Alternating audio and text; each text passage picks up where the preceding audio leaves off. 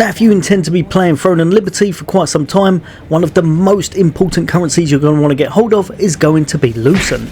In this video, I'm going to show you exactly how to get hold of a whole bunch of it and what I believe are the top 5 ways to help you sell stuff on the auction house, grab yourself a whole bunch of Lucent fast, and make your life a whole bunch easier. Now, first things first, just before we get into the top 5 ways, there's going to be some essential tips. One is going to be without gear you can't sell much, so the first thing you're going to want to do is to make sure you're prioritising certain things each day. One that you're definitely going to want to keep at the top of your list is going to be your contracts. Completing those is definitely something you should be aiming for, but the best way you can do these is to pick up one in one of the high-end areas such as the Pure Light Tower and then refresh it after each purchase. This gives you a really nice high chance of getting one of those purple precious blessing pouches, and they're absolutely essential for getting hold of gear and getting rewards fast. Another way to grab hold of them is going to be by going over to your shop. As long as you've got some ornate coins, you'll be able to pick up quite a few of these each month, as well as some trait extraction stones and enchanted ink if you want to while you're here. Also, going over to the battle pass, there's going to be your Zenith Star shop. Make sure you're kind of doing your dailies, weeklies, everything you need to in order to accrue these, and you'll be able to pick up trait extraction stones, again helping you throughout the game. Also, don't forget your sundries merchant. Make sure 100% that you're picking up your allied resistance contracts. You'll be able to pick up 6 of these a week, and they're going to help you out massively to get even more gear to sell in that auction house. Another nice way is also going to be doing things such as your co-op dungeons, as you're going to be able to get some gear from here, whether it be blue, purple, whatever it is, it should help you along your way, and the more you've got, the more Lucent you'll be able to make in total. Lastly, your contract merchant. You saw that we were doing contracts earlier. Try to grab one of those precious patches whenever you can, and the trait extraction stones are also definitely worth picking up as much as possible. So, now that that's out of the way, over to our very first one, and that's going to be selling off your traits. This is almost definitely going to be the main one for making your money, or Lucent should I say, and using your sub menu down the bottom here, you'll be able to go over to the extract trait, and then you're going to pick whatever items you feel are well worth doing in order to get yourself some nice money. If you need to go over to the auction house and kind of pre-prepare, see what's selling for what, you very well can do, but I'll put a list together of a few of the ones that you should be looking at for a little bit later on in the guide. Go over to the auction house, have a little look at everything that you're selling off, and take note of the lowest currently available, as you'll probably want to undercut this a little bit if you're trying to sell it off very fast. This works amazingly well for your blues, for your purples, whatever you've got, especially if you've got some of those more sought after traits, and you can make an absolute bundle this way.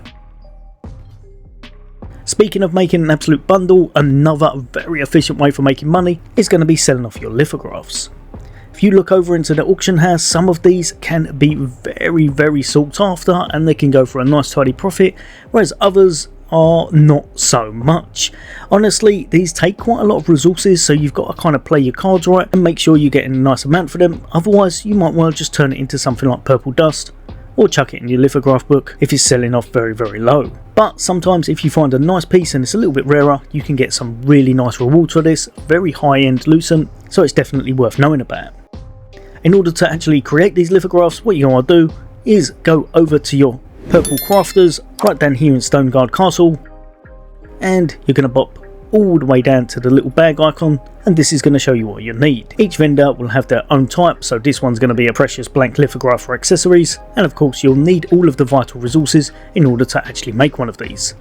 Once you have got them though, you can put it all together, craft yourself one of those blank lithographs, and then you're just going to pop into your menu and use whatever item you've got in order to turn it into a lithograph, and then chuck it on the auction place and make yourself some nice Lucent that way. Now, this one is actually linked to lithographs. It's exactly the same. You will be needing to do the same thing, but for this one you're going to be getting your kind of pity loot. So if you're like me and every time you do a dungeon or you do an event or you do anything that is supposed to give you something nice, you end up with absolutely awful stuff, but luckily you will be racking up certain ones of these tokens.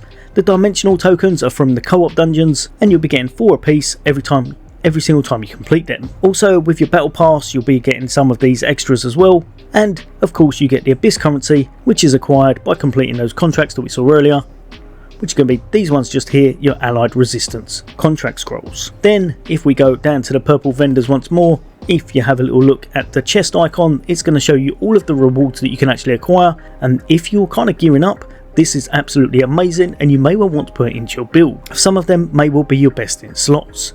If however you've geared up or there's absolutely nothing here that you're after, look for the ones that sell for the highest on the auction house, such as this one at the moment, which I believe is quite good. That's going to be your Shadow Harvester gloves. Then we're going to jump over to the auction house, have a little look through and see how much they're worth. They've actually gone down a little bit, I must admit, but still, for nearly 1300 Lucent, you can't go wrong, and it's still a nice amount well worth creating the lithograph for. Now another way, and probably the just easiest way, not having to worry about anything, you've got them, you're going to sell them on, and that's going to be selling off your precious and lower quality gems. Some of these can sell for an absolute fortune if you manage to acquire quite a few of them, and remember, the weapon ones, the red ones, the Rubiks are always going to be worth the most, by quite a long way.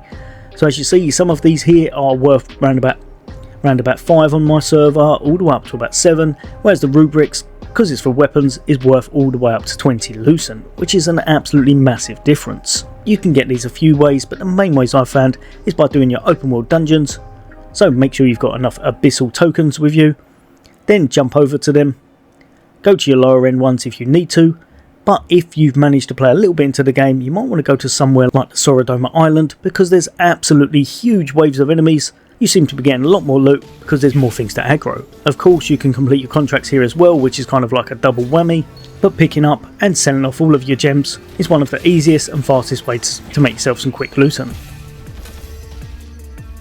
Finally, and one that I have not really touched on, so if you guys are good at your life skills and you've been investing in cooking, I'd love to hear from you in the comments, but if you go over to the auction house, you'll see that the foods are actually selling quite nicely. These can give you some really good buffs for taking on your dungeons, taking on PvP I believe as well, and pretty much just boosting your character overall for a set amount of time.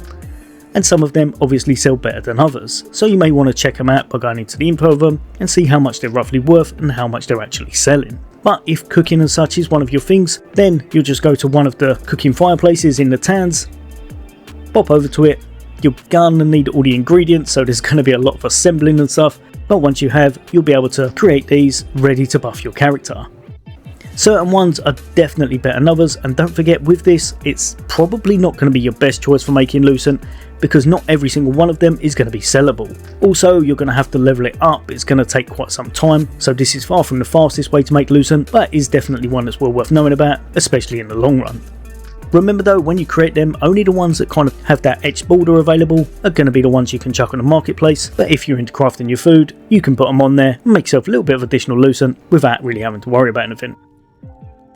Right, you gamers, there's going to be a load more content away from me. Hopefully you've enjoyed the video. As always, for all things gaming, take care.